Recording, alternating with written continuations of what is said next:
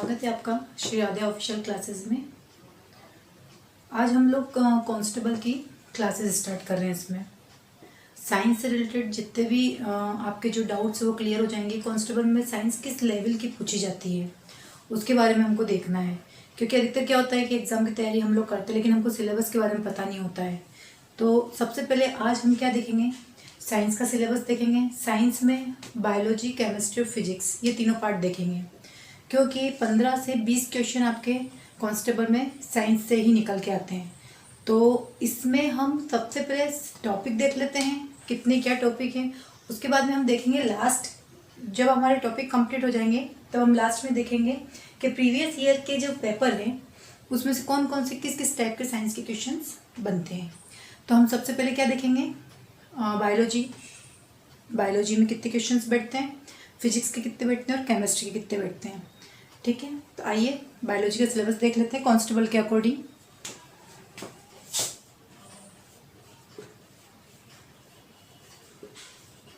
ये किसके अंतर्गत आता है, बायोलॉजी साइंस के अंतर्गत। साइंस में बायोलॉजी में से क्वेश्चंस आएंगे,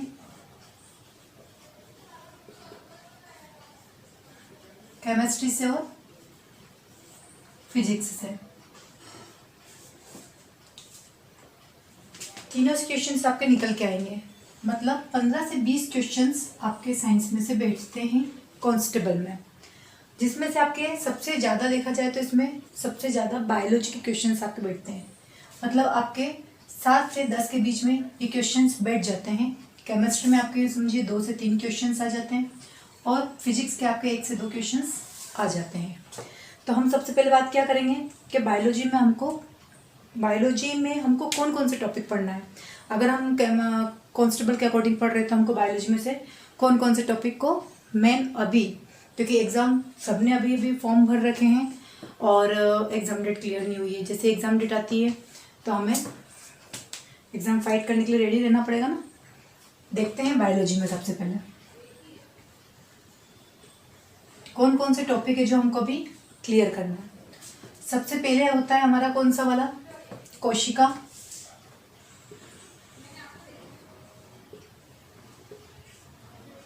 और ऊतक, सेल एंड टिश्यू। सबसे पहला ये रहेगा, कोशिका में से काफी क्वेश्चंस बैठते हैं कांस्टेबल में। सेकंड आता है हमारा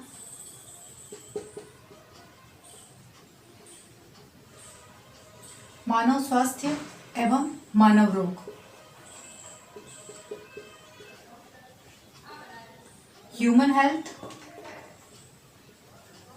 एंड डिसीज।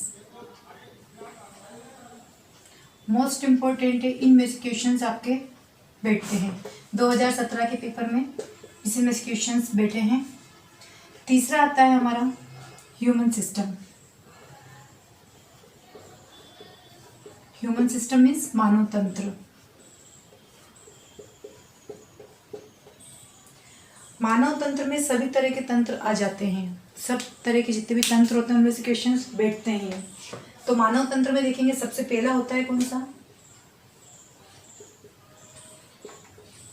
पाचन तंत्र।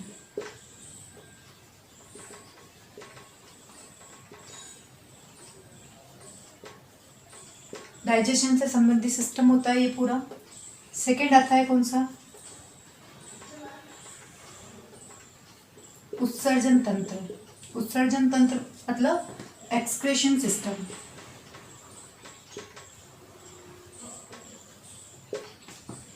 तीसरा आता है हमारा श्वसन तंत्र, रेस्पिरेटिव सिस्टम। और चौथे नंबर पे आता है हमारा परिसंचरण तंत्र।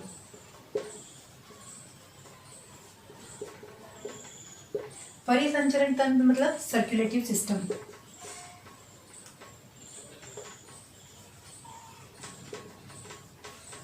और इसमें से भी मोस्ट इंपॉर्टेंट कौन सा रहता है, ब्लड वाला, ब्लड का सर्कुलेशन सिस्टम।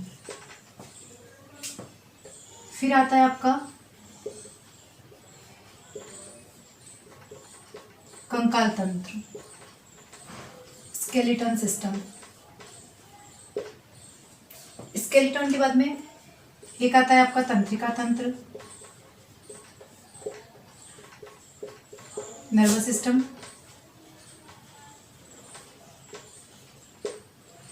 फिर आता है आपका प्रजनन तंत्र, रिप्रोडक्टिव सिस्टम, और लास्ट में आपका एक और रहता है अंतःस्रावी तंत्र।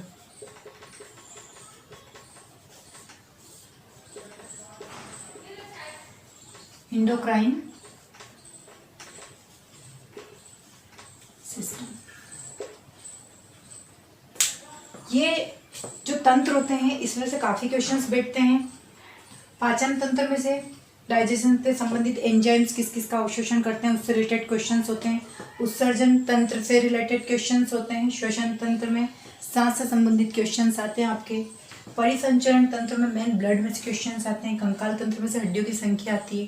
तंत्रिका तंत्र में से मस्तिष्क से रिलेटेड मस्तिष्क मतलब संवेदी अंग से रिलेटेड क्वेश्चंस आते हैं।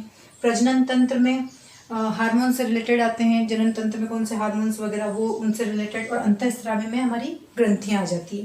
तो ये आते हैं। इसके अलावा कोशिका, उत्तक, मानव स्वास्थ्य रोग, ह्यूमन सिस्टम में आपका इतना आपको लेना पड़ेगा। उसके साथ साथ फिर आता है आपका चौथे नंबर पे बॉटनी से रिलेटेड। बॉटनी से रिलेटेड मतलब सारे पादपों के बारे में, उसमें पादप कार्य की, पौधों से रिलेटेड आपके आते हैं। साथ साथ में आपके पर्यावरण से संबंधित क्वेश्चंस रहते हैं। पर्यावरण में भी कौन कौन से संबंधित रहते हैं। पर्यावरण में रहता है आपका उर्वरक, खाद, बीज से संबंधित, उसके साथ साथ आपका फसल चक्रण,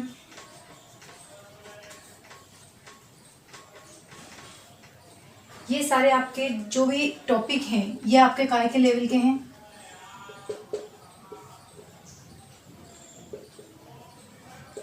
कांस्टेबल लेवल का साइंस का सिलेबस है ये। कांस्टेबल लेवल का साइंस का सिलेबस है। तो ये जो आपका सिलेबस, ये जो टॉपिक हुए हैं ये आपके बायोलॉजी का है कि बायोलॉजी में आपका कितना कितना कौन कौन सा टॉपिक आएगा। कोशिका उत्तक, कोशिका से संबंधित आएंगे। पादप कोशिका, जंतु कोशिका, उत्तक से संयोजी उत्तक, वसी उत्तक, इससे रिलेटेड आएंगे। मानव स्वास्थ्य में आपका आ जाएगा हैजा, जीवाणु और विषाणु, जन्मजात रोग कौन से होते हैं, प्रोटोजोआ से कौन से रोग होते हैं, आनुवंशिकी रोग कौन से होते हैं। तो ये सारे रोग आपके काय से संबंधित है। मानव स्वास्थ्य रोग सब इसमें आ जाते हैं। ह्यूमन सिस्टम में आपके सारे तंत्र से रिलेटेड क्वेश्चंस आएंगे। बॉटनी में आपके पादप से संबंधित क्वेश्चंस आएंगे। पर्यावरण में आपके उर्वरक, खाद, इनसे रिलेटेड क्वेश्चंस आएंगे। तो ये तो हम होता है हमारा काय का, बायोलॉजी का। अब हम देखते हैं किसका, अब हम देखते हैं केमिस्ट्री में कि केमिस्ट्री में साइंस जो आएगी कांस्टेबल में केमिस्ट्री, वो किस, उसमें टॉपिक कौन कौन से होंगे आपके।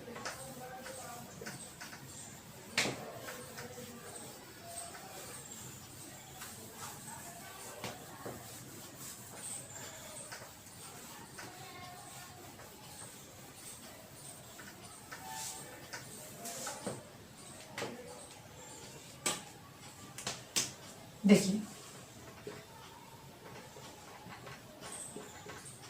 केमिस्ट्री अगर आप 8th, 9th और 10th की एनसीईआरटी में से पढ़े तो आपका सारा सिलेबस उसमें कंप्लीट हो जाता है। फिर भी हम एक बार देख लेते हैं। पहला आएगा इसमें आपका पदार्थ।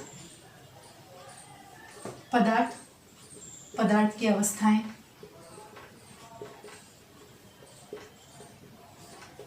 ठोस, द्रव, गैस वाले जितने भी क्वेश्चंस होते हैं।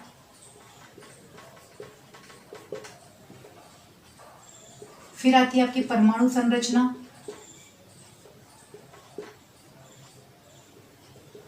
इलेक्ट्रॉन, प्रोटॉन, न्यूट्रॉन, उसके साथ साथ आपके रदरफोर्ड वगैरह जो भी मॉडल वगैरह संरचना वो सारी आपकी परमाणु संरचना के अंतर्गत आती है।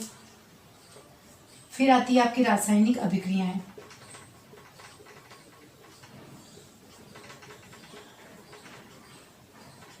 रासायनिक अभिक्रियाओं में क्या हो जाता है, रासायनिक समीकरण को बैलेंस करना, रासायनिक सूत्र पूछ लिए जाते हैं आपसे,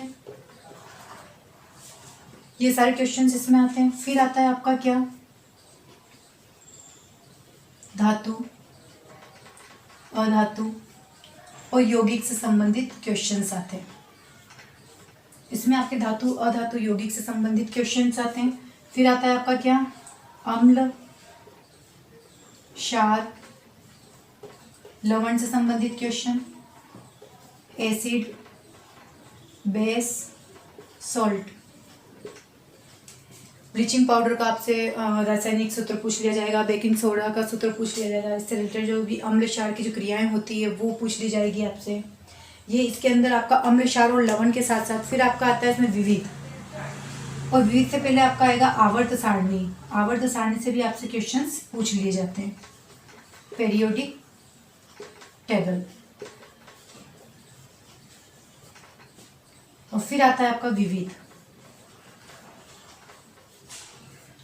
विविध में क्या होता है, किस टाइप के क्वेश्चन पूछे जाते हैं। विविध में क्या होता है, जैसे हल्की धातु के बारे में पूछ लेंगे आपसे,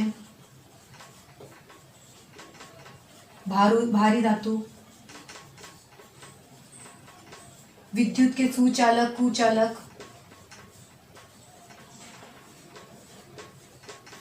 विद्युत के सुचालक और कुचालक, इससे संबंधित क्वेश्चंस। साथ साथ में तन्यता, आघात, वर्णिता से रिलेटेड ये क्वेश्चंस, इलास्टिसिटी से।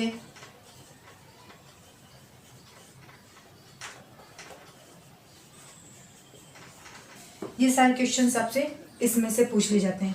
इसमें से सबसे ज़्यादा अगर मोस्ट इंपॉर्टेंट बात करें तो सबसे ज़्यादा क्वेश्चंस बैठते हैं आपके रासायनिक अभिक्रिया में से और अम्ल, क्षार और लवण में से क्वेश्चंस बैठते हैं आपके सबसे ज़्यादा। तो ये हमारा कौन सा है, कांस्टेबल का केमिस्ट्री में से कौन कौन से टॉपिक हमको पढ़ने कांस्टेबल लेवल में, तो उसके बारे में है कि केमिस्ट्री हमको पढ़ना तो है कांस्टेबल लेवल की, लेकिन उसमें हमको कौन कौन से टॉपिक लेके चलना है। तो ये हुआ हमारा केमिस्ट्री का, बायोलॉजी का हो गया, केमिस्ट्री का। अब हम देखते हैं फिजिक्स लेवल में कि फिजिक्स किस लेवल की आती है।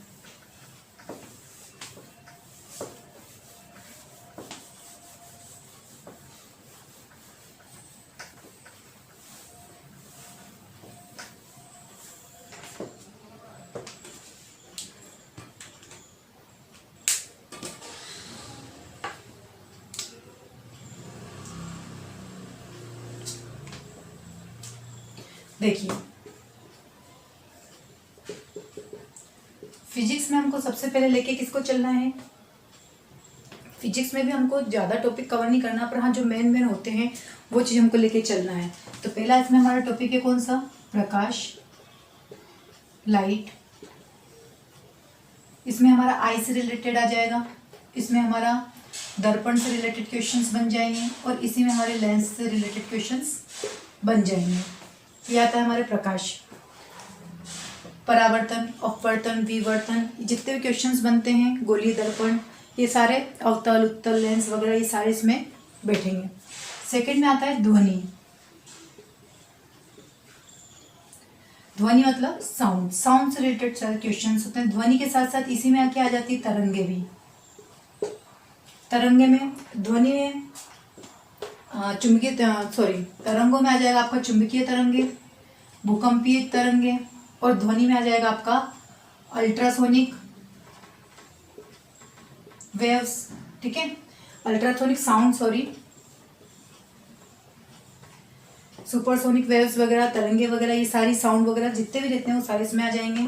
उसके बाद में आता है हमारा कार्य, ऊर्जा, शक्ति, वर्क, एनर्जी और पावर। इसमें आपसे मात्रक पूछ लिए जाएंगे। ये सारे क्वेश्चंस कार्य, ऊर्जा, शक्ति से इनके मात्रक वगैरह पूछ लिए जाएंगे, इनके फॉर्मूलेस पूछ लिए जाएंगे। ठीक है, फिर आता है हमारा इस कार्य, ऊर्जा, शक्ति के बाद में आता है हमारा कौन सा, बल वाला टॉपिक। बल वाले टॉपिक में गुरुत्वाकर्षण आ जाएगा आपका, और इसी में आपका कौन सा आ जाएगा, घर्षण आ जाएगा। फिर आता है हमारा गति से जुड़ा हुआ। गति में गति के साथ साथ गति के नियम भी आ जाएंगे इसमें। न्यूटन की गति वगैरह जो भी फॉर्मूलाज रहते हैं, वो नियम वगैरह सारे लॉज वगैरह, लॉ ऑफ न्यूटन, सारे लॉ ऑफ मोशन सारे इसके अंदर आ जाएंगे। ठीक है, फिर आता है हमारा मात्रक एवं मापन।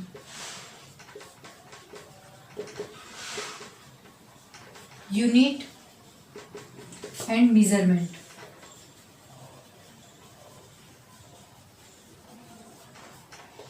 यूनिट एंड मेजरमेंट, इससे भी बहुत सारे क्वेश्चंस आते हैं। तो ये जो आपके मेन चैप्टर है फिजिक्स के जो टॉपिक हैं, इसमें से आपका देखा जाए तो मोस्ट इम्पोर्टेंट जिनमें से क्वेश्चंस आपके बनते हैं वो है आपका प्रकाश और ध्वनि। फिजिक्स में से आपको कांस्टेबल लेवल की अगर आप तैयारी कर रहे हैं तो आपको इतने टॉपिक तो आपके क्लियर करना ही पड़ेंगे। बाकी अगर आप MPSI या MPPSC कर रहे हैं तो आपको सारा पढ़ना पड़ेगा। इसमें भी आपको इन टॉपिक पे ज़्यादा फोकस करना है, लेकिन बाकी के सारे टॉपिक भी आपको पढ़ना है। तो ये तो हुआ था हमारा साइंस का, कांस्टेबल लेवल की साइंस हो गई है। अब हम ये आज जो आप मेरी वीडियो देख रहे हैं इसमें हम सिलेबस डिस्कस कर रहे हैं। इसके बाद में अब आपको नेक्स्ट वीडियो में बायोलॉजी का फर्स्ट चैप्टर स्टार्ट हो जाएगा। फर्स्ट चैप्टर स्टार्ट होगा, उसमें आप पूरा बायोलॉजी का ही देखेंगे। उसके अब हम ले लेते हैं प्रीवियस ईयर के कुछ क्वेश्चंस ले लेते हैं 2017 के, जिससे हमें पता चल जाएगा कि साइंस किस लेवल की आती है। क्वेश्चन देखेंगे तो हमें अंदाजा भी लग जाएगा कि फिजिक्स में किस टाइप के क्वेश्चन बने, केमिस्ट्री में किस टाइप के क्वेश्चन बने। तो हम एक बार देख लेते हैं।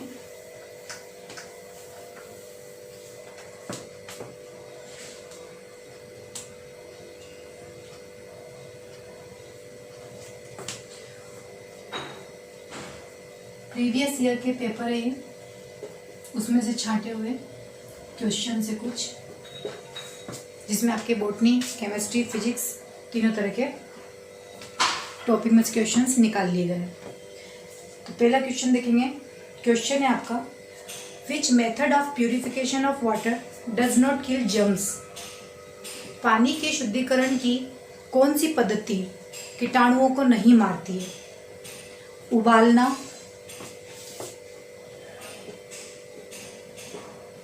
छानना, आसवन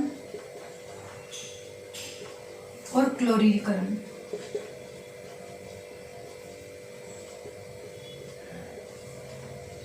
मेरे साथ साथ आप कमेंट बॉक्स में कमेंट करके आंसर भी दे सकते हैं, ताकि आपको आपका मूल्यांकन पता चले कि आपके प्रीवियस ईयर के क्वेश्चंस आप लगा पा रहे हैं कि नहीं लगा पा रहे हैं।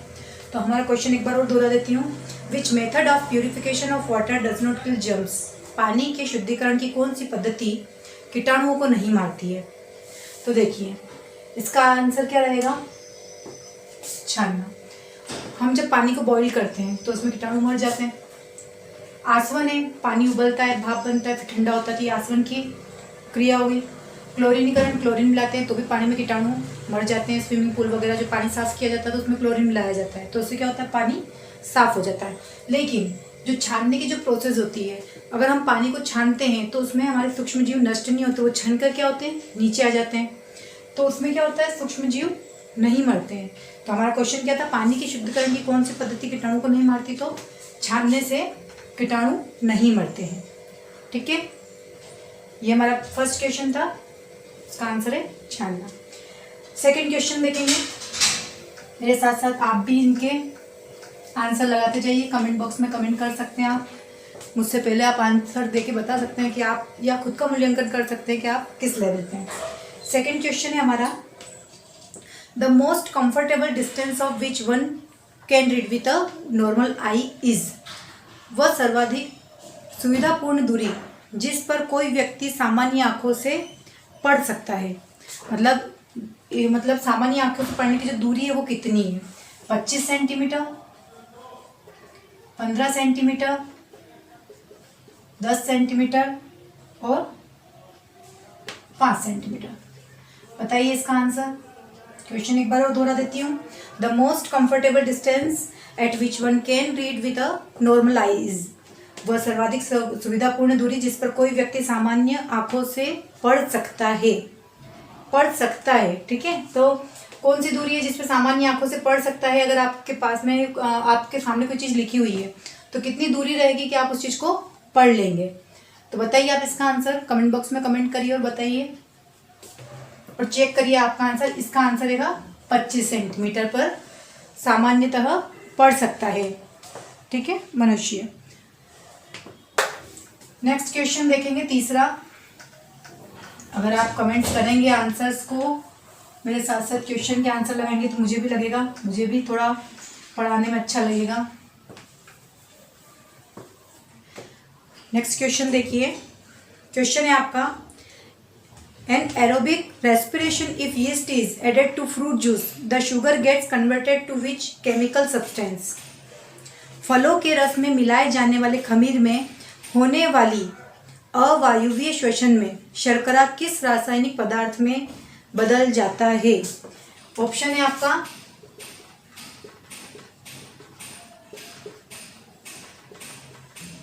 साइट्रिक एसिड,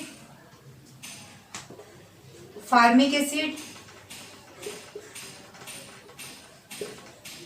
लैक्टिक एसिड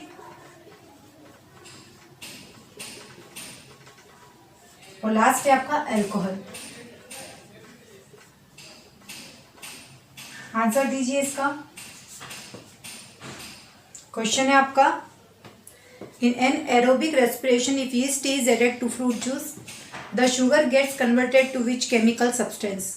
फलों के रस में मिलाए जाने वाले खमीर में होने वाले अवायवीय श्वसन में शर्करा किस रासायनिक पदार्थ में बदल जाती है। तो इसका आंसर आएगा आपका अल्कोहल। जो शर्करा होती है अनाक्सीय श्वसन में, अवायवीय श्वसन मतलब उसमें ऑक्सीजन की अनुपस्थिति होती अवायवीय श्वसन, तो शर्करा काय में बदल जाती है आपकी alcohol. Alcohol ethyl alcohol C2H5OH, ठीक है। Next question.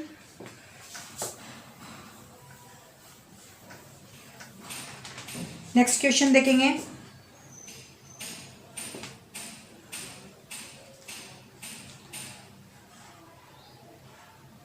क्वेश्चन है आपका, the important property of magnet which was exploited bye navigators and travellers from the Asian time.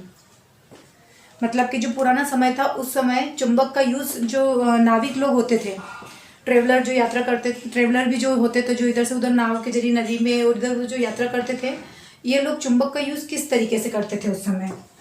तो आपका ऑप्शन है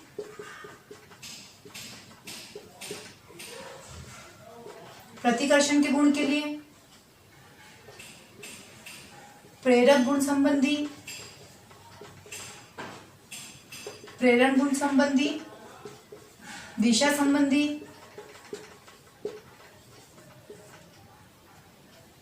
और आकर्षण का गुण।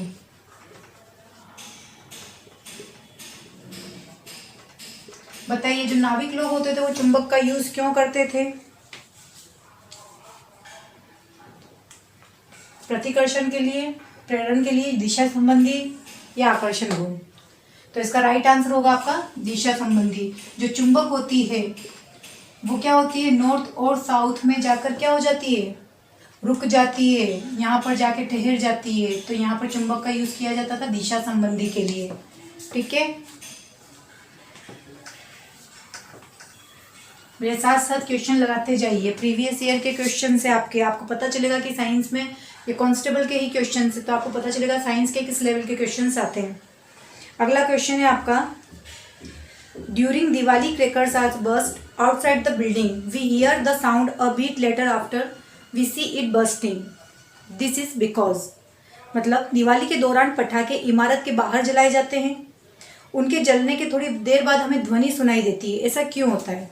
ऑप्शन है आपके, ऑप्शन आप देख लीजिए क्वेश्चन में। ध्वनि तरंग की तीव्रता समान होती है परंतु आवृत्ति भिन्न होती है, प्रकाश ध्वनि से तेज यात्रा करता है, हमारे कान ध्वनि सुनने में अधिक समय लेते हैं और ध्वनि प्रकाश की तुलना में तेजी से यात्रा करती है। क्यों हमें प्रकाश पहले दिखाई देता, ध्वनि की आवाज बाद में सुनाई देती है। क्योंकि दिवाली के दौरान क्या होता है, जब पटाखे चलते हैं तो प्रकाश पहले दिखाई देगा हमें और ध्वनि उसके बाद सुनाई देती है। तो इसका राइट आंसर कौन सा होगा, सेकेंड वाला, प्रकाश ध्वनि से तेज यात्रा करता है। प्रकाश ध्वनि से तेज यात्रा करता है।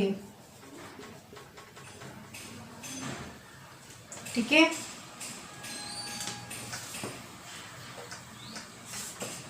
अगला क्वेश्चन देखेंगे, क्वेश्चन नंबर 6। पशुधन से संबंधित भी क्वेश्चन होते हैं। आप देखिए, क्वेश्चन है हमारा, identify the one that is not a part of live stock. पशुधन का भाग नहीं है, पहचान कीजिए कि क्या चीज पशुधन का भाग नहीं है। ऑप्शन है आपके बतख, मोर, मवेशी और मुर्गी। उनको पाला जाता है, स्टॉक किया जाता है। ऐसी कौन सी चीजें जिनको स्टॉक नहीं किया जा सकता है, पशुधन का भाग नहीं है वो। Identify the one that is not a part of live stock. क्या होगा इसका सही आंसर, बताइए। देखिए, बतख पालन होता है, मवेशी पालन भी होता है और मुर्गी पालन होता है। क्या नहीं होता है, मोर पालन नहीं होता है। तो इसका राइट आंसर कौन सा रहेगा, मोर। कौन सा रहेगा इसका राइट आंसर, मोर। नेक्स्ट क्वेश्चन देखेंगे, क्वेश्चन है आपका, name the tissue which is not found in animal.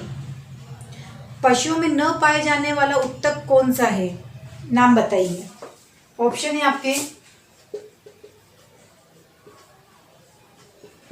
वसीय उत्तक, विभज्योतक उत्तक,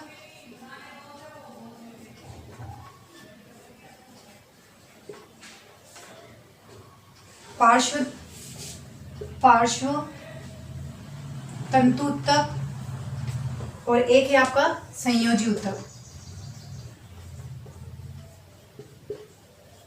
क्वेश्चन फिर बोलती हूँ मैं, name the tissue which is not found in animal. कौन सा टिश्यू जो एनिमल्स में नहीं पाया जाता है, आंसर दीजिए। कौन सा उत्तक है जो एनिमल में नहीं पाया जाता है। तो इसका राइट रहेगा आपका आंसर, कौन सा रहेगा, विभज्योतक उत्तक, क्योंकि ये किसमें पाया जाता है, टिश्यू पादपों में, पौधों में पाया जाता है। वसीय है, एडिपोज बोलते हैं इसको, एडिपोज टिश्यू। वसा के जमाव के कारण, जहाँ वसा जमती है, जिन उत्तक में वसी उत्तक होती है वो, ठीक है। और पार्श्व तंतु संयोजी उत्तक, रक्त वगैरह संयोजी उत्तक है, ठीक है ना। रक्त क्या है, संयोजी उत्तक का ही रूप है ना। नेक्स्ट क्वेश्चन देखेंगे,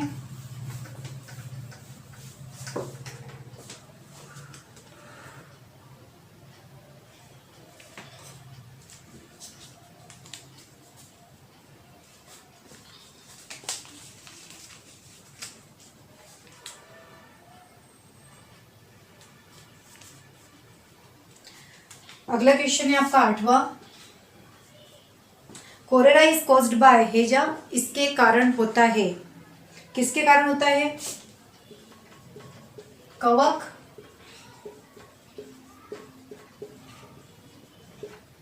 प्रोटोजोआ, विषाणु, जीवाणु। बताइए, हेजा किसके द्वारा फैलता है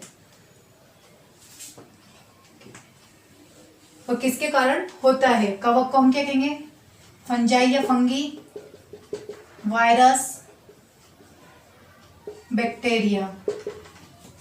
किसके द्वारा होता है, तो हेजा एक जीवाणु जनित रोग है। क्या आंसर रहेगा इसका, जीवाणु जनित रोग है हेजा। नेक्स्ट क्वेश्चन, क्वेश्चन नंबर 9 देखेंगे। When sodium react with chlorine, sodium chloride is formed. The heat is in the reaction. जब सोडियम क्लोरीन के साथ अभिक्रिया करता है तो सोडियम क्लोराइड का निर्माण होता है। अभिक्रिया में क्या होता है, ऊष्मा क्या होती है, विघटित नहीं होती, अपघटित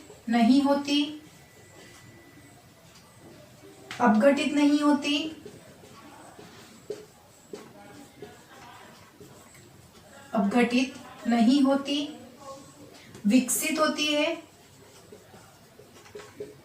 या अवशोषित होती है, बताइए। क्वेश्चन में एक बार और बोल देती हूँ। When sodium react with chlorine, sodium chloride is form, the heat is in the reaction. देखिए, सोडियम क्लोराइड से जब रिएक्शन करती है तो उसमें क्या होता है, ऊष्मा क्या होती है, तो उसमें ऊष्मा विकसित होती है। क्यों होती है? क्योंकि ये धातु है, ये अधातु है, क्रियाशील धातु है। जब क्रिया करती है तो इसमें क्या होता है, ये क्रियाशील धातु होती है, आयनिक कंपाउंड बनाती है, तो इस वजह से क्या होता है, इसमें ऊष्मा विकसित होती है। ठीक है, नेक्स्ट क्वेश्चन देखेंगे, क्वेश्चन नंबर 10। ये सारे आपके प्रीवियस ईयर के पेपर के क्वेश्चंस हैं, उसमें से एनालिसिस करके निकाले गए आपके क्वेश्चंस। क्वेश्चन है आपका, right the name of reptile with 4 chambered heart, 4 कक्षित हृदय वाले सरीसृप का नाम बताइए। ऑप्शन है आपका वेरनस,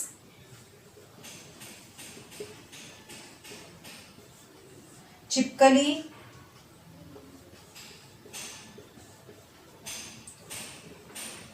गिरगिट और मगरमच्छ। बताइए। क्वेश्चन एक बार और बोल देती हूँ। Right the name of reptile with 4 chambered heart, 4 कक्षित हृदय वाले सरीसृप का नाम बताइए। क्या होगा इसका आंसर? कमेंट बॉक्स में कमेंट करिए, बताइए। खुद का सेल्फ टेस्ट लगा सकते हैं आप, प्रीवियस ईयर पेपर के क्वेश्चन से ये। इसका राइट आंसर रहेगा मगरमच्छ। देखिए, ये है वेरनस, ये होती है मॉनिटर्ड लिजर्ड, छिपकली और गिरगिट। क्या होता है, जैसे मछली में कितने होते हैं, 2 चेम्बर्ड होते हैं। ठीक है, अब ये काय में आता है, रेप्टाइल है, ये क्या है, सरीसृप है, और सरीसृप में कितने चेम्बर्ड होते हैं,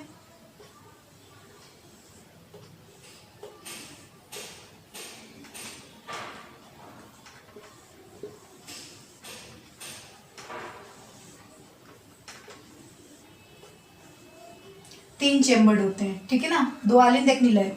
ठीक है, लेकिन मगरमच्छ क्या है, अपवाद है। मगरमच्छ क्या है, सरीसृप में अपवाद है, जिसमें कितने चेम्बर्ड होते हैं, 4 चेम्बर्ड होते हैं, कक्ष होते हैं, 4 चेम्बर्ड या 4 कक्ष होते हैं। ये अपवाद है सरीसृप में, ध्यान रखिएगा। बाकी सरीसृप में क्या होता है, हमेशा 3 चेम्बर्ड ही होते हैं। ठीक है, और स्तनधारी मैमल्स में, और जो पक्षी होते हैं, बर्ड्स, इनमें कितने चेम्बर्ड होते हैं, 4 होते हैं। तो मगरमच्छ क्या हो गया, अपवाद हो गया है, क्योंकि स्तनधारी में होते, सरीसृप जो होते हैं, रेप्टाइल्स होते हैं, इनमें कितने चेम्बर्ड होते हैं, 3, लेकिन अपवाद है मगरमच्छ, और इसमें कितने होते हैं, 4 चेम्बर्ड होते हैं। तो ये आप ध्यान रखिएगा।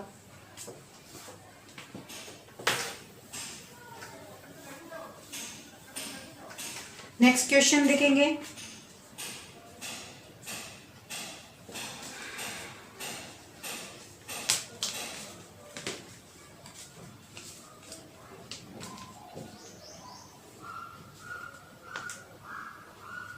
क्वेश्चन है आपका 11 नंबर का। Heart arteries and veins work together, it is an example of which level of organisation.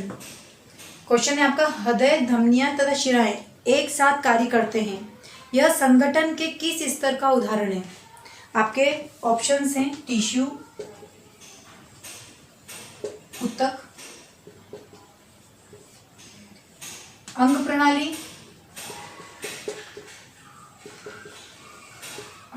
या इसको हम क्या कहेंगे, ऑर्गन सिस्टम, सेल, कोशिका, और लास्ट है आपका अंग, ऑर्गन। ऑप्शन लगाइए, कौन सा लगाएंगे आप इसमें। एक बार और आपको बोल देती हूँ मैं question. Heart arteries and veins work together, it is an example of which level of organisation. हृदय, धमनियां तथा शिराएं एक साथ कार्य करते हैं, यह संगठन के किस स्तर का उदाहरण है, बताइए। इसका आंसर आएगा आपका ऑर्गन सिस्टम। देखिए, हृदय क्या है, एक अंग है, शिराएं और वेन्स उसके अंदर वर्क कर रही है, तो पूरा कार्य प्रणाली का जो संगठन है, तो वो क्या है, ऑर्गन सिस्टम का एक उदाहरण है। ठीक है,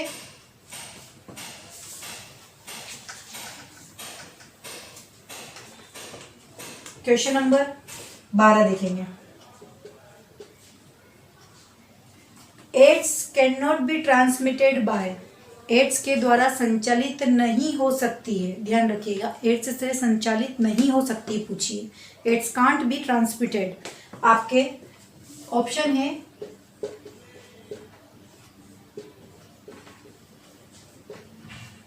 लैंगिक संपर्क, गले लगाना, स्तन्य आहार, रक्ताधान। AIDS can't be transmitted, AIDS के द्वारा संचारित नहीं हो सकती। कौन सी बीमारी जो एड्स से संचारित नहीं हो सकती, मतलब उसमें वो एड्स, मतलब उससे एड्स नहीं फैल सकता है, कौन सी बीमारी है? लैंगिक संपर्क, सेक्सुअल डिसीज है तो लैंगिक संपर्क तो इससे एड्स फैलता है। स्तनयार, कोई माँ अगर बच्चे को दूध पिलाएगी तो उससे, और अगर वो एड्स से रिलेटेड है तो उसको वो बीमारी है तो रक्तादान, रक्त के आदान प्रदान, अगर कोई मरीज है उसको एड्स की बीमारी और उसका खून अगर किसी को चढ़ा दिया जाता है तो भी एड्स फैलता है। मात्र केवल एक है गले लगाना, जिससे हग करना, हग करने से एड्स नहीं फैलता है। जो एड्स होता है किससे फैलता है? HIV वायरस से।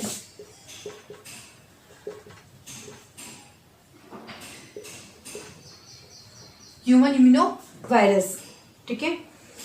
उसके बाद में एड्स का पूरा नाम क्या है? HIV वायरस से फैलती है, इसका पूरा नाम है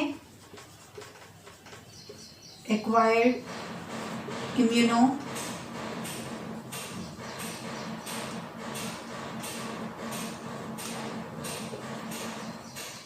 deficiency syndrome, HIV human immuno virus, ठीक है ना। तो ये एड्स का फुल फॉर्म है। और एड्स का टेस्ट जो लगाते हैं, एड्स का टेस्ट होता है उसको क्या कहते हैं? एलिजा टेस्ट, ध्यान रखिएगा, ठीक है। तो गले लगाने से एड्स नहीं फैलता है।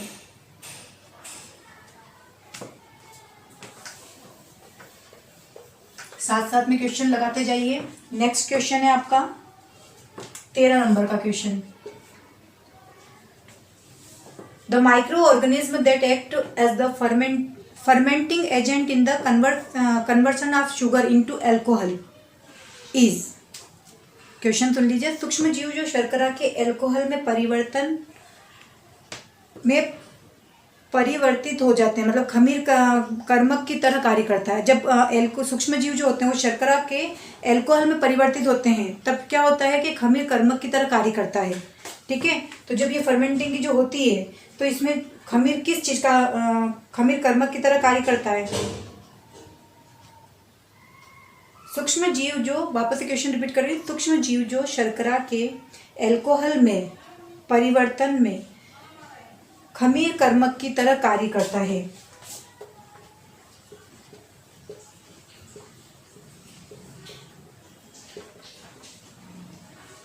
लैक्टोबैसिलस,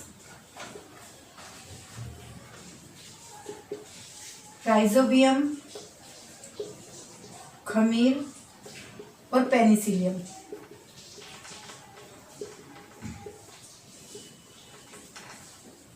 शर्करा के एल्कोहल में जो परिवर्तन होता है तो उसमें कर्मक के रूप में कौन कार्य करता है? मैंने आंसर बोल दिया है, लेकिन फिर भी कौन कार्य करता है कर्मक के रूप में जब शर्करा एल्कोहल में परिवर्तित होता है? तो देखो, जो लैक्टोबैसिलस है ये दही, राइजोबियम जो है नाइट्रोजन का स्थिरीकरण करने के लिए जीवाणु रहता है, ठीक है। पेनिसिलियम एक एंटीबायोटिक दवा है। तो यहाँ पर हमारा आंसर क्या आएगा? खमीर। खमीर क्या करता है? ब्रेड, डोसा, केक वगैरह जो बनाते हैं उसमें खमीर उठाते हैं, तब क्या होता है? शर्करा एल्कोहल में कन्वर्ट हो जाती है उसकी। अरे मोटर चला दिए, पानी भर लेना। हाँ, पानी भर लेना।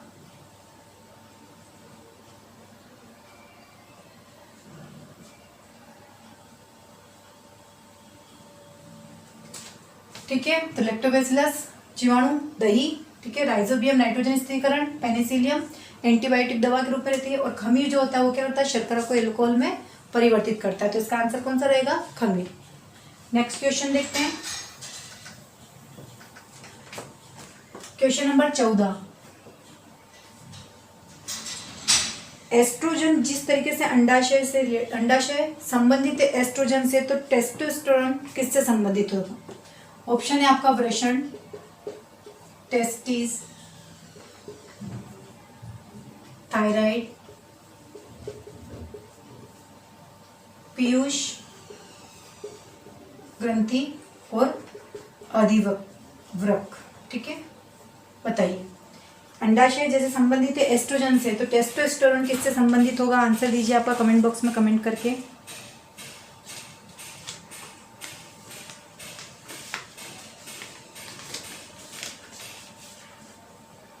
आंसर रहेगा इसका वृषण, टेस्टिस।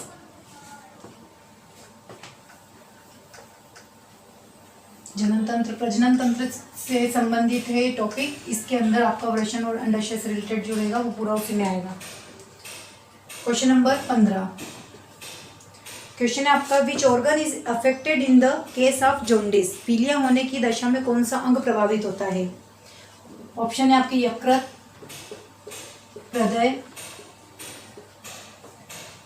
पेट, फेफड़े। बताइए।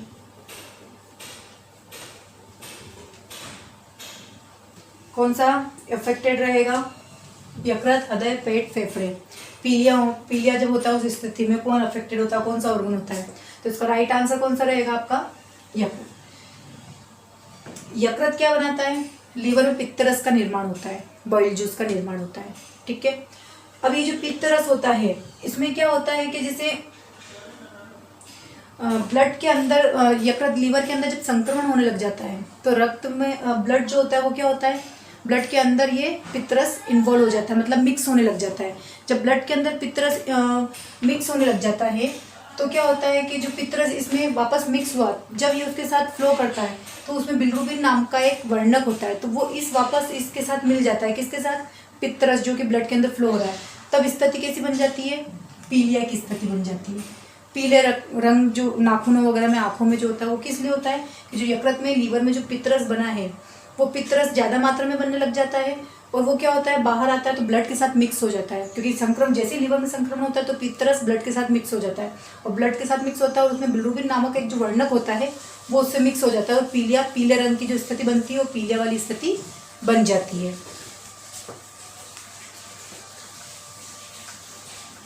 अगला क्वेश्चन है आपका question number 16। Which one of the following is likely to cause tsunami? जो सुनामी होती है उसका कारण क्या है, मतलब किस कारण से सुनामी होती है? आपका ऑप्शन है बिजली, सुनामी आती है, सुनामी लहरें आती है तो किस कारण से आती है?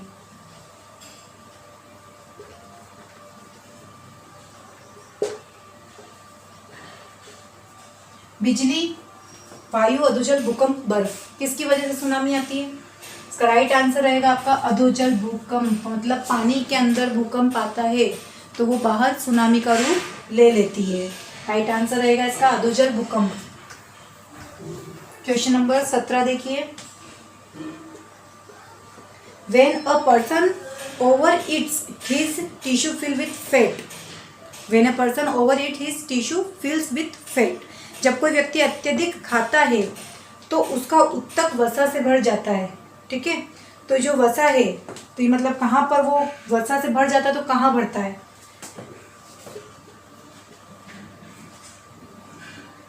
वसी उत्तक में, पेट में, त्वचा में, मांसपेशी में। कहाँ भरता है ये फैट? वसा कहाँ ज़्यादा खा लेता है तो क्या होता है, कहाँ पर भरता है ये बताइए। इसका ऑप्शन पढ़िए और कमेंट बॉक्स में कमेंट करके बताइए कि जब ज़्यादा खा लेता है खाना इंसान तो वो उसके अंदर जो जमता है खाना, वसा जो बनती है वो कहाँ जाकर जम जाती है?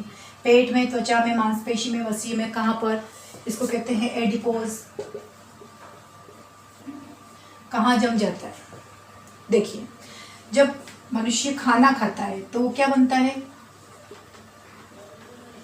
ग्लूकोज बनता है। Glucose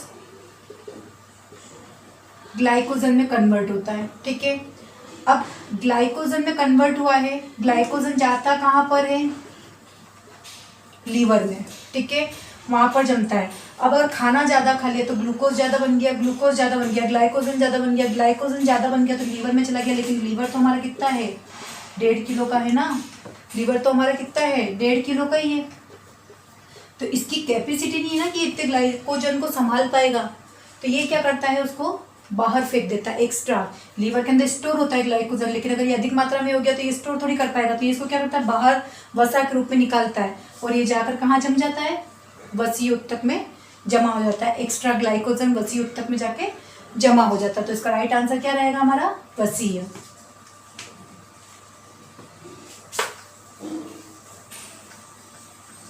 question number 18, in desert plant rate of water loss in desert plant rate of water loss gets reduced due to the presence of, इसका क्वेश्चन है आपका कि in desert plant rate of water loss get reduce due to the presence, रेगिस्तान के पौधों के जल हानि की दर इसकी उपस्थिति के कारण कम हो जाती है। रेगिस्तान में जो पौधे होते हैं वो किसकी, मतलब उनके अंदर ऐसी क्या चीज़ रहती है कि जिसकी वजह से पानी का लॉस, मतलब कम पानी होता है फिर भी वो लोग उसको जीवित रहता है, वो तो किसकी वजह से रहता है ये बताइए, सुबेरिन की वजह से, क्यूटिकल, लिग्निन, रंध्र। क्वेश्चन वापस से बोल देती हूँ, in desert plant rate of water loss get reduce due to the presence, तो क्यूटिकल की वजह से। क्यूटिकल क्या है, ये पत्तियों के ऊपर जो पत्तियां होती है उसके ऊपर क्या होता है, एक बहुत मांसल सी पत्तियां होती है, मोटी पत्तियां होती है, तो वो क्या करती है, पानी को ऑब्जर्व करके रखती है, पानी को अंदर ऑब्जर्व कर लेती है, जिस वजह से क्या होता है कि जब जरूरत होती है उसका यूज़ करती है, बाकी उसको क्या करती है, ऑब्जर्व करके रखती है अंदर। और रंध्र क्या करता है, ये पानी के ऊपर पत्तियों के ऊपर क्या होते हैं, छिद्र होते हैं, ये पानी को क्या करते हैं, बाहर की तरफ फेंकते हैं, तो रंध्र होंगे तो पानी की कमी होती है, और ये मांसल पत्तियां पानी को ऑब्जर्व करके रखती है। ठीक है, तो इसका राइट आंसर रहेगा क्यूटिकल की वजह से।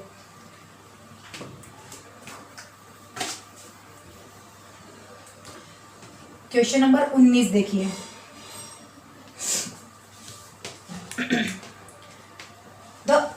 the energy in the reactor of a nuclear power station is produced by the process of, नाभिकीय ऊर्जा संयंत्र के रिएक्टर में ऊर्जा निम्न प्रक्रिया के माध्यम से उत्पन्न होती है। The energy in the reactor of a nuclear power station is produced by the process, तो इसके ऑप्शन है नाभिकीय अवशोषण,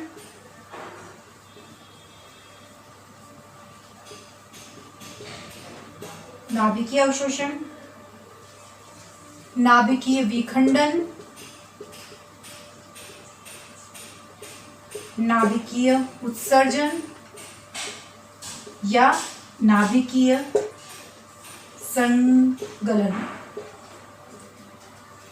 क्वेश्चन है आपका कि जब नाभिकीय ऊर्जा संयंत्र के रिएक्टर में ऊर्जा निम्न प्रक्रिया के माध्यम से जब उत्पन्न होती है तो किस वजह से होती है, क्या कौन सी प्रोसेस होती है जिसमें ऊर्जा उत्पन्न होती है। क्या आंसर रहेगा, अवशोषण, विखंडन, उत्सर्जन या संगलन। देखिए, जो बड़ा नाभिक होता है जब ये छोटे छोटे नाभिकों में टूटता है तो यहाँ पर क्या होती है, ऊर्जा उत्पन्न होती है। तो क्या होता है, इसका क्या हो रहा है, ये बड़ा छोटे में क्या हो रहा है, विखंडित हो रहा है ना, टूट रहा है छोटे छोटे में, तो इसमें ऊर्जा उत्पन्न हो रही है। तो इसका आंसर क्या रहेगा, नाभिकीय विखंडन के द्वारा ऊर्जा ऊष्मा उत्पन्न होती है। क्वेश्चन नंबर 20 देखेंगे, डायबिटीज इज कैरेक्टराइज्ड बाय, मधुमेह के लक्षण क्या है, कम पेशाब आना, भूख, हास्य और थकान, पेशाब न आना, बार बार पेशाब और असामान्य प्यास। क्या रहेगा इसका ऑप्शन बताइए, बार बार पेशाब आना या असामान्य प्यास। इसका आंसर रहेगा आपका बार बार पेशाब आना और असामान्य प्यास। देखिए, क्या होता है कि इंसुलिन की कमी होती है, तो इंसुलिन की कमी हो जाएगी तो ग्लूकोज क्या होगा, ज़्यादा मात्रा में बनने लग जाएगा, अनियमित बनने लग जाएगा बहुत ज़्यादा मात्रा में।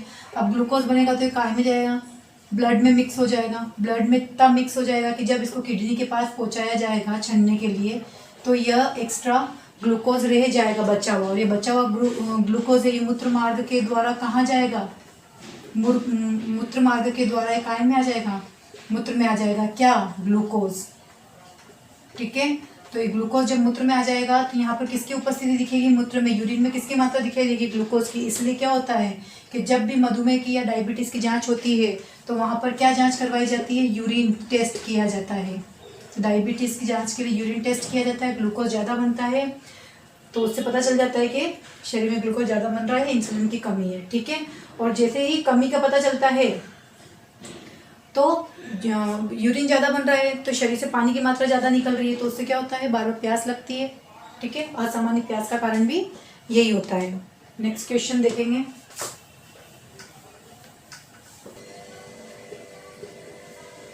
A flower with both male and female reproductive parts is called। एक पुष्प जिसमें नर और मादा दोनों प्रजनन अंग होते हैं वो क्या कहलाता है? तो क्या कहलाता है बताइए? उभयलिंगी कहलाएगा, स्त्री केसरी पुष्प कहलाएगा, पुंकेसरी पुष्प कहलाएगा, या एक लिंगी पुष्प कहलाएगा? तो इसका राइट आंसर रहेगा उभयलिंगी। उभयलिंगी, या फिर इसको कहेंगे बाइसेक्सुअल। ठीक है, फ्लावर। अब इसमें एक हिबिस्कस नाम का पौधा रहता है, फूल रहता है हिबिस्कस, जिसको हम हिंदी में क्या कहते हैं, गुड़हल। ये क्या रहता है, उभयलिंगी रहता है, नर और मादा दोनों रहते हैं। उभयलिंगी मतलब नर मादा दोनों। स्त्री केसरी मतलब फीमेल फ्लावर। पुंकेसरी मतलब मेल फ्लावर, फीमेल फ्लावर हो गया ये आपका पुंकेसरी। और एक लिंगी का मतलब होता है यूनिसेक्सुअल। यूनिसेक्सुअल मतलब या तो वो नर ही होगा या फिर वो मादा ही होगा। नेक्स्ट क्वेश्चन देखते हैं। नेक्स्ट क्वेश्चन है आपका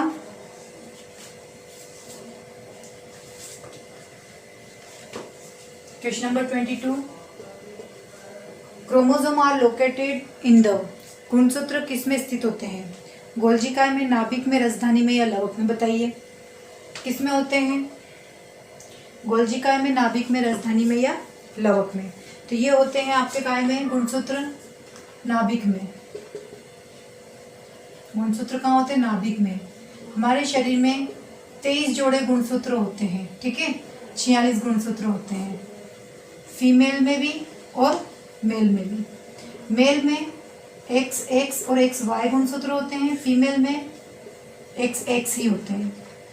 ठीक है, जो पहले जो बोला जाता था, अब तो जैसे पढ़ते हैं तो हमको समझ में आता है, लेकिन पहले जो बोला जाता है कि लड़कियों के ऊपर डिपेंड कर देते थे कि लड़का ही चाहिए, लड़की ही चाहिए, तो ये कहीं भी लड़कियों के ऊपर लागू नहीं होता है। ये किसके ऊपर डिपेंड होता है? मेल के ऊपर। क्यों? क्योंकि मेल का X जब लड़के के X से मिलता है तो बनती है गर्ल्स बेबी,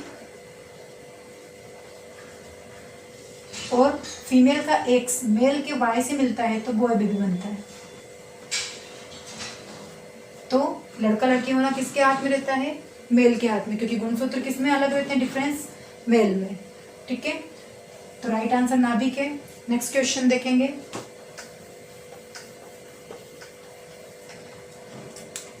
नेक्स्ट क्वेश्चन है आपका which of the following can't be charge by friction. निम्नलिखित में से कौन सा घर्षण द्वारा आवेशित नहीं किया जा सकता? एक कॉपर रोड, ग्लास रोड, एक प्लास्टिक कलम, फुलाया हुआ गुब्बारा। आंसर दीजिए इसका क्या है? देखिए, ग्लास, कांच क्या करता है? आकर्षित करता है, कांच भी। प्लास्टिक कलम क्या है? और कंघा घुमाएंगे हम बालों में, पुराना पहले जब हम छोटे थे तब करते ना, कंघा बालों में घुमाते थे तो वो क्या होता था? बालों को खींचता था अपनी तरफ, आकर्षण होता था उसमें, घर्षण पैदा हो जाता था। ठीक है, घर्षण पैदा होता था उसमें। और फुलाया हुआ गुब्बारा, गुब्बारे को भी हम लोग छोटे थे तब क्या करते थे? बालों में घुमाते थे, फिर वो बालों को खींचता था, या फिर उसको वॉल पे कहीं पे भी चिपका देते थे। तो गुब्बारा भी क्या करता है? घर्षण। तो ये तीनों क्या करते हैं? घर्षण। तो हमारे पास ऑप्शन कौन सा बचा है? Copper rod. इसका राइट आंसर कौन सा रहेगा क्वेश्चन नंबर 23 का? Copper rod. ठीक है, नेक्स्ट क्वेश्चन देखेंगे, क्वेश्चन नंबर 24। क्वेश्चन नंबर 24 है, देखिए, a person standing on the bank of a river observe a fish. नदी के किनारे खड़ा व्यक्ति पानी में एक मछली को देख रहा है, तो उसे मछली कैसी दिखेगी? गहराई पर, लेकिन मूल स्थिति से दाईं ओर। ठीक है, अपनी मूल स्थिति में दिखेगी, मूल स्थिति से ऊपर दिखेगी, या मूल स्थिति से नीचे दिखेगी? तो क्या आंसर होगा इसका? लगाइए आप। इसका आंसर रहेगा मूल स्थिति से ठीक ऊपर।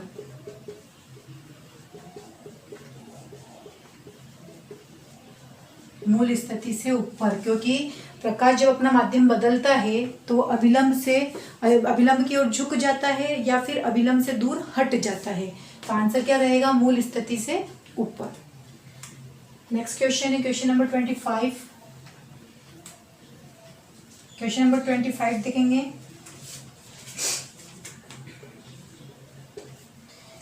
All electrical wire used in household fitting contain a plastic covering because plastics are।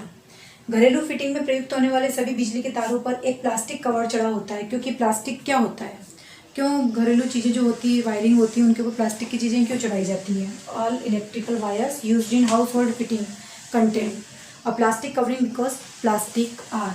क्या वो विद्युत की अर्धचालक होगी? देखो, अगर अर्धचालक होगी तो झटका मारेगी, तो अर्धचालक, प्लास्टिक अर्धचालक नहीं होगा, ठीक है।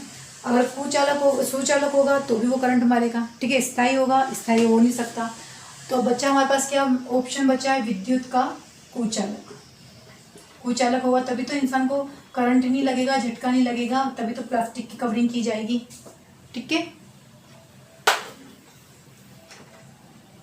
क्वेश्चन नंबर 26 देखिए। कोशिका का ऊर्जाग्रह किसे कहते हैं? गोल्जी कायल, न्यूक्लियस, माइटोकॉन्ड्रिया या राइबोसोम? आंसर दीजिए इसका। इसका आंसर क्या होगा? Mitochondria.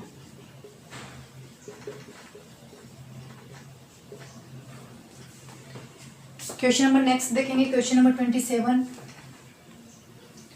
Which one of the following disease communicable? Which one of the following disease communicable? कौन सी बीमारी गैर संचारी होती है? ऑप्शन है आपके पास डिप्थीरिया, फ्लू, कैंसर, मलेरिया। तो इसका राइट आंसर क्या रहेगा? लगाइए आप लोग। गैर संचारी बीमारी का आंसर क्या रहेगा? डिप्थीरिया, फ्लू, कैंसर या मलेरिया? देखिए, इसका आंसर रहेगा कैंसर। कैंसर गैर संचारी बीमारी है, ठीक है।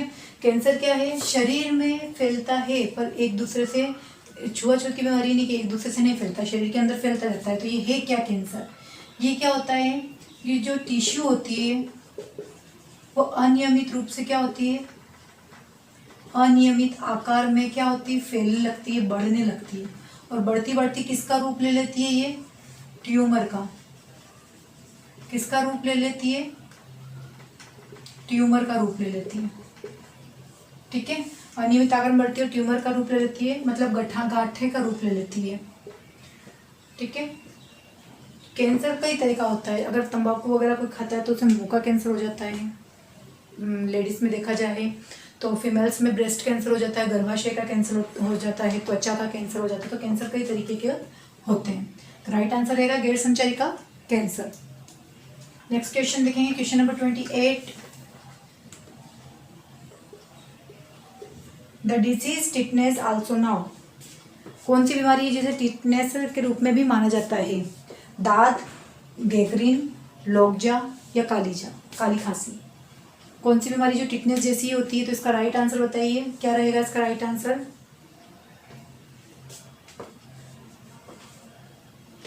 डिप्थीरिया, फ्लू, कैंसर, सॉरी, दाद, गैंग्रीन, लोकजा और काली खांसी। तो इसका राइट आंसर रहेगा लोकजा। देखिए, ये टिटेनी बैक्टीरिया के कारण होती है, टिटेनी बैक्टीरिया की वजह से होती है, ठीक है। ये जो बैक्टीरिया होता है ये क्या करता है? घाव पर हमला करता है। किस पर हमला करता है? घाव पर। जब शरीर में कोई खुली जगह पे घाव होता है तो ये उस घाव के अंदर क्या करता है? प्रवेश कर जाता है। फिर वहां पर क्या करता है? ये एफी का ऑक्सीकरण होता है। वैसे ये होता, जो ये बैक्टीरिया मिलता कहाँ है? तो ये मिलेगा कहाँ पर आपको? या तो लोहे की आपको चोट लग गई वहां से, या फिर मिट्टी में, मिट्टी से लगता है, ठीक है। तो ये क्या करता है कि घाव यहाँ से निकल के, जैसे लोहे की लगती है तो घाव पे अटैक करता है। घाव से क्या करता है? ये घाव के अंदर जाकर लोहे का ऑक्सीकरण होता है, और ऑक्सीकरण एफी का ऑक्सीकरण होता है। उसके बाद में क्या होता है कि नसों में संकुचन पैदा कर देता है। नसों में संकुचन मतलब नसों को संकुचित करता है। ये नसों को संकुचित करता है तो उसमें संचरण होना बंद हो जाता है, प्रचार प्रसार होना बंद कर देता है। तो वो बंद कर देता है, नसें बंद कर देती है। तो क्या होता है कि उसमें अकड़न होने लगती है। क्या होने लगती है? अकड़न। शरीर अकड़ाने लगता है। तो अकड़न की जितनी बीमारी होती है वो किसकी वजह से होती है? टिटनेस की वजह से होती है।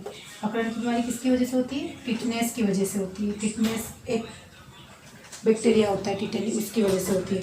तो कहते हैं ना कि जब भी लोहे की लग जाए तो हमको किसका इंजेक्शन लगवाना चाहिए? टिटनेस का इंजेक्शन लगवाना चाहिए। वो इसीलिए लगवाते हैं। या तो अगर आप साल में 2 बार भी टिटनेस का इंजेक्शन लगाते हैं तो इसको कोई साइड इफेक्ट नहीं होता, आप लगवा सकते हैं। ठीक है, तो रोगजा बीमारी क्या होती है? टिटनेस जैसी ही एक बीमारी होती है। नेक्स्ट क्वेश्चन देखेंगे, क्वेश्चन नंबर 29। नेक्स्ट क्वेश्चन है क्वेश्चन नंबर, विडाल परीक्षण पुष्टि के लिए किया जाता है। विडाल परीक्षण किसके लिए किया जाता है? मलेरिया, टाइफाइड, एड्स या कैंसर? किसके लिए किया जाता है विडाल परीक्षण? इसका आंसर दीजिए। विडाल परीक्षण किसके लिए किया जाता है? खुद ही लगाइए, आप अपने आप से सेल्फ टेस्ट भी लगा सकते हैं। तो देखिए, विडाल टेस्ट किया जाता है किसके लिए? टाइफाइड के लिए। टाइफाइड के लिए क्या किया जाता है? विडाल परीक्षण या विडाल टेस्ट किया जाता है। जैसा कि हमको पता है कि मलेरिया के लिए क्या किया जाता है? ब्लड टेस्ट होता है। एड्स के लिए क्या होता है? एलिजा टेस्ट होता है। और कैंसर के लिए क्या होता है? टिश्यू टेस्ट होता है। ठीक है, राइट आंसर हमारा क्या हुआ? टाइफाइड के लिए विडाल टेस्ट होता है। नेक्स्ट क्वेश्चन देखेंगे, क्वेश्चन नंबर 30। कार्क कोशिकाएं होती है। कार्क सेल्स आर मृत, प्रकाश संश्लिष्ट, लंबी, गतिशील। कैसी होती है? सेल्फ टेस्ट लगाइए आपका। कैसी होती है कार्क कोशिकाएं? तो ये होती है मृत। सन 1665 में रॉबर्ट हुक ने किसकी खोज करी थी? सेल की। और ये जो सेल की खोज करी थी उन्होंने किससे करी थी? इन्होंने कार्क स्लाइज में करी थी। कार्क स्लाइज में, वृक्ष की छाल। ठीक है, वृक्ष की छाल में की थी। और जो छाल थी वो कैसी थी? मृत थी। ठीक है, question number last 31 question number,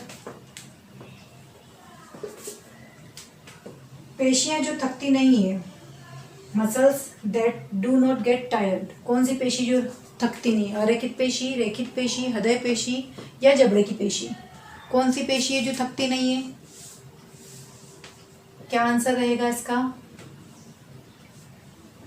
इसका आंसर रहेगा हृदय पेशी। हृदय पेशी किसी को कंप्लेन नहीं करती है, अपना काम क्या करती है? करती रहती है। ये हृदय धड़कता है, दिल धड़कता है, धड़कने चलती रहती है, तभी क्या होता है? मनुष्य जिंदा रहता है, मानव जिंदा रहता है। अगर ये धड़कना बंद कर दे तो क्या हो जाएगी? मनुष्य की मृत्यु हो जाएगी। तो हृदय पेशी क्या है? कंटिन्यू दिन रात क्या करता है? काम करता है हृदय।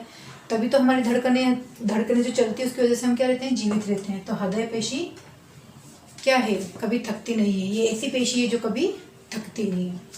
ठीक है, तो ये जो 31 क्वेश्चन थे ये हमारे प्रीवियस ईयर के जो पेपर थे कांस्टेबल के उसमें से निकाले गए हैं। ये सारे क्वेश्चंस आपके उन पेपर में से निकाले गए हैं। तो आप इन क्वेश्चंस को देखिए किस लेवल का, किस टॉपिक में से कैसा क्वेश्चन बनता है, तो एक आइडिया हो जाएगा आपको पेपर का। इससे आप टेस्ट भी लगा लीजिए।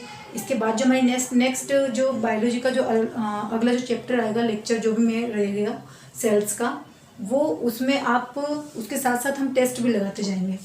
तो जो जो टॉपिक अभी मैंने आपको बताया उनकी ही अगली वीडियोस आएगी आपके पास। पहले हम बायोलॉजी कंप्लीट करेंगे कांस्टेबल लेवल का।